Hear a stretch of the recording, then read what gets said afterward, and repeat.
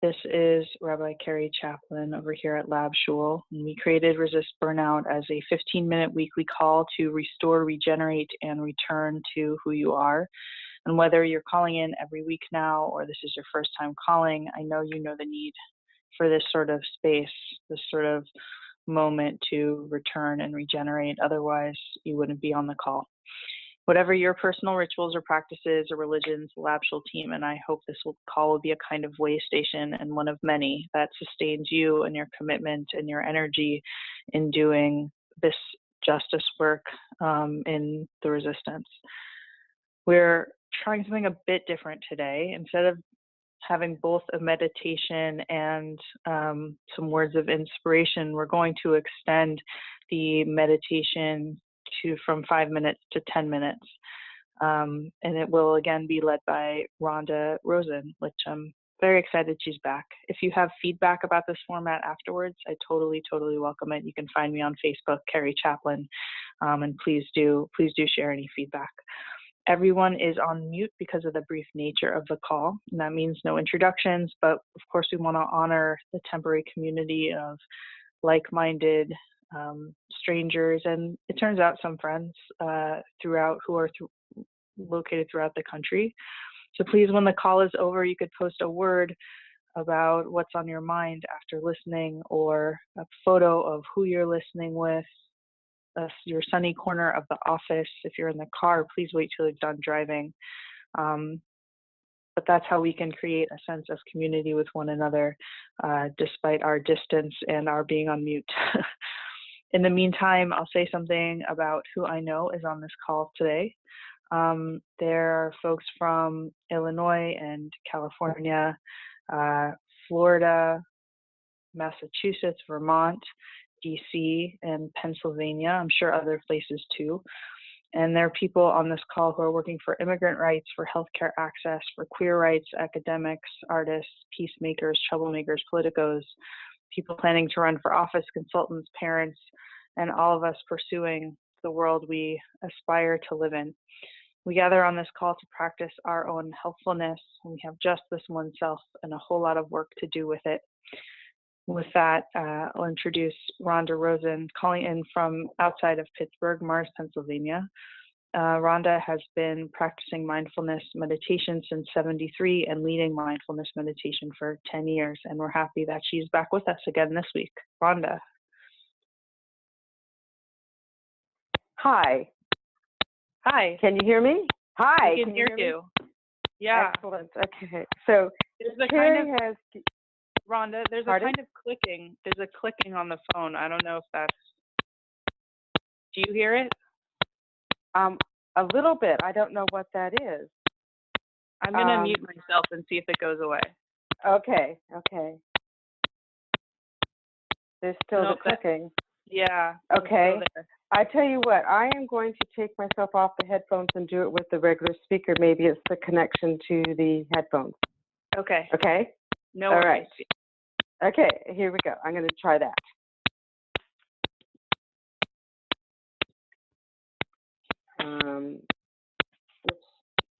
How do I get to the speaker? Can you hear me? No.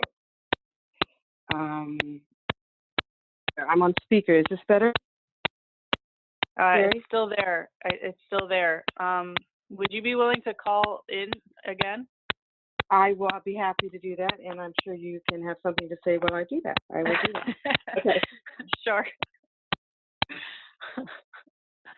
Oh, it was definitely her line. Well, at least we know what it was. So thanks for your patience while Rhonda calls back in.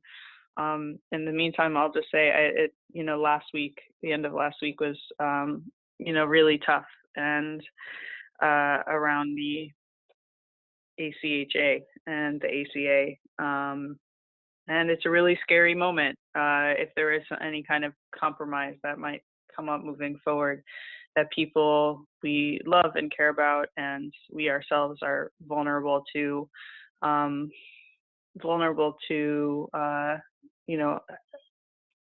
losing our healthcare.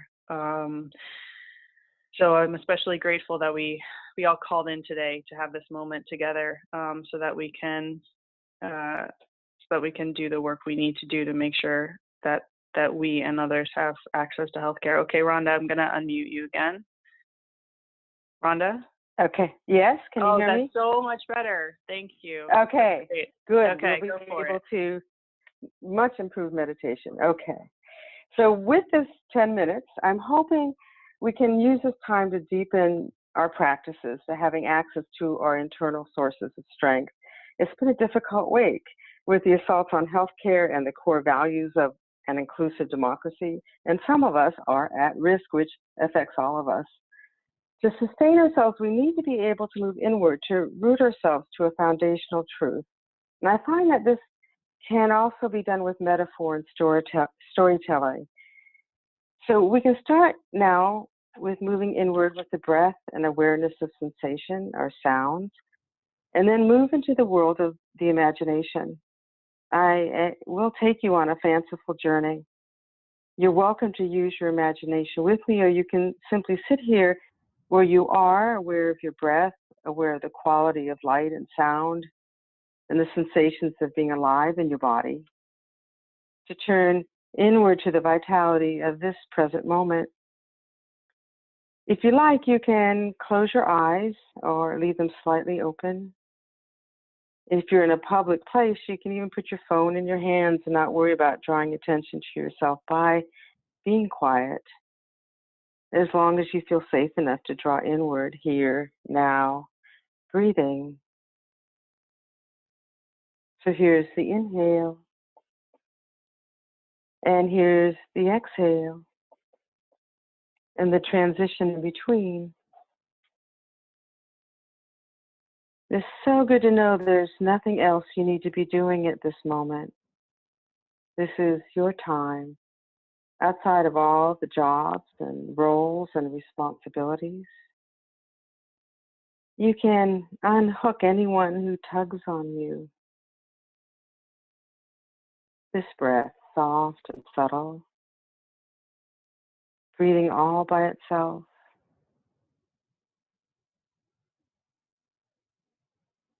And if you ever have trouble focusing the attention, you can count the breaths on the exhale from 1 to 4 and back again.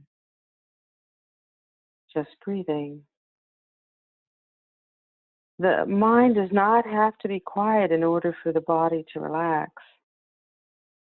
You can let the attention wander through the face and head, letting go of all the social muscles. The lower jaw can just hang from the upper jaw. The eyes can soften. You can feel the neck and shoulders, letting the shoulders drop. There's nothing you need to carry with you right now. Sometimes the shoulders feel sore as you finally let them soften. That's normal. And for some folks, a sign of letting go.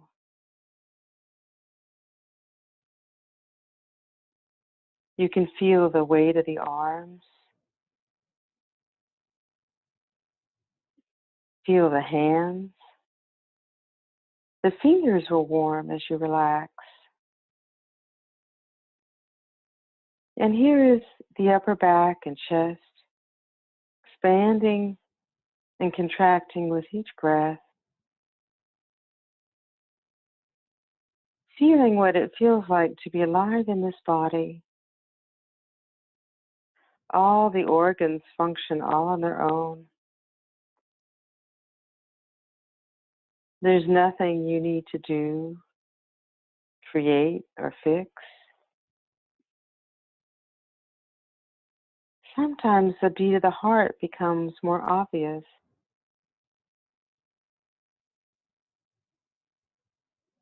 Here's the middle of the back and the abdomen, the trunk of the body breathing.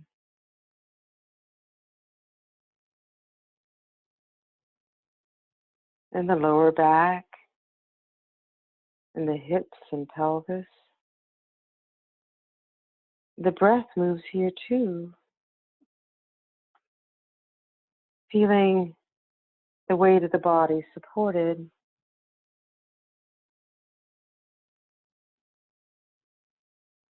And the legs,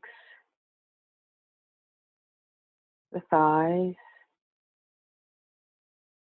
the knees and calves, and the ankles and the feet, the heel and instep, the ball of the foot and the top of the foot and each toe. The toes can warm as you relax, feeling the weight of the feet supported, and returning to the breath, which is simply breathing all by itself.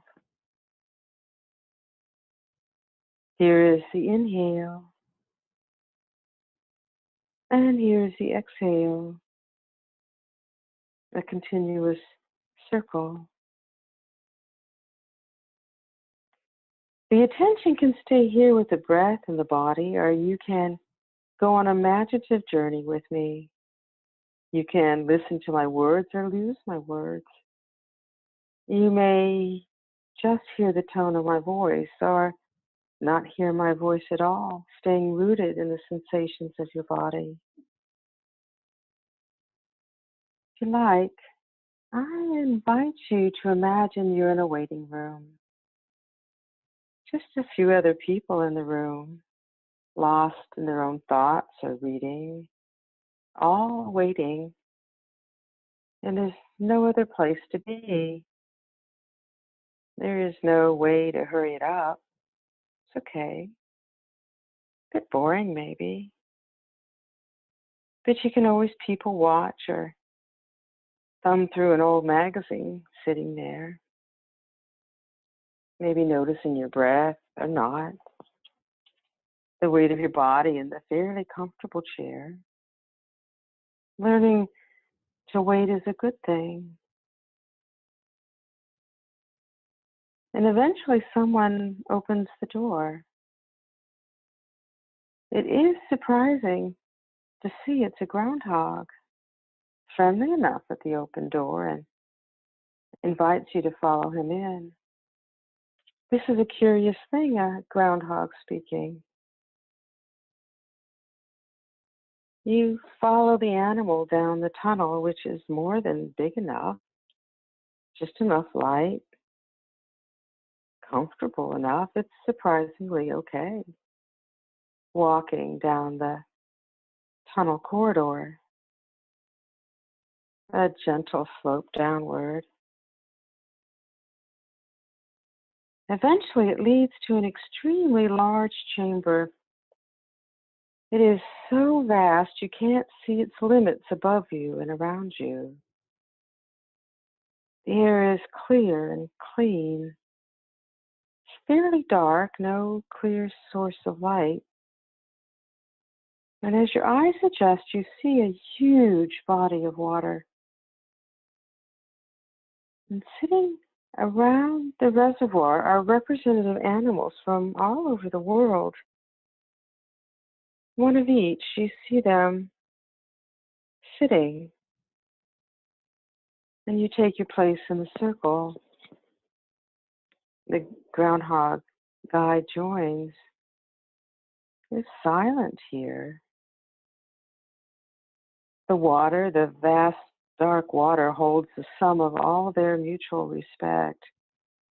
As we sit facing each other in this circle, so deep, everyone is quite still and filled with the feeling they are providing each other, the depth of understanding, the deepest respect in the silence of the vast space.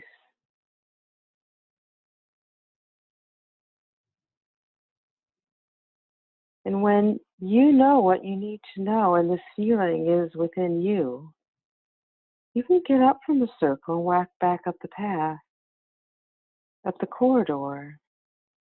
The groundhog stays seated. And you take this feeling with you. It may be encoded within you any way that works for you in words or colors or sounds or symbols. And as you walk back up the path, you tuck this deep respect within you so you can remember as you need to, and it will continue providing you enormous quiet strength up the corridor, walking easily, and back out through the door into the waiting room. You can spend as long as you need to in this room. You might even look around at the other people and see them differently than you did the first time you were here. The reservoir is within you. And as you're ready, you can leave that imaginary waiting room and return to this time and place where you're sitting now, bringing this feeling with you, tucked within you. It's so good to know where you keep it. Just sitting where you are now, breathing this breath, focusing on the breath as if it were the most interesting thing. The inhale and the exhale and the transition in between, soft and subtle, like a refuge, returning to the feeling of simply being alive, the hollow sensations and sound and thoughts and smells, so much to feel, so something fundamentally basic. Bringing your attention back to this room, this time and place, opening your eyes if they've been closed, shape and light and shadow, and hearing the sounds around you, stretching a little as you're moved to. Very good. Thank you.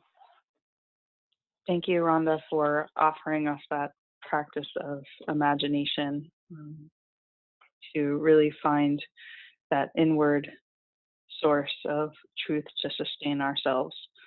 And this week, may we draw on our imaginations, on practicing imagination to cultivate and hold on to it, to this deep sense of respect for all creatures and people who sit in the circle, and maybe even those who don't. I'll ask that if you have any feedback about this particular format, to please do be in touch, and to please post a photo or a word in reflection of today's practice. Thank you again, Rhonda, and thank you all for joining, and looking forward to being together again next week.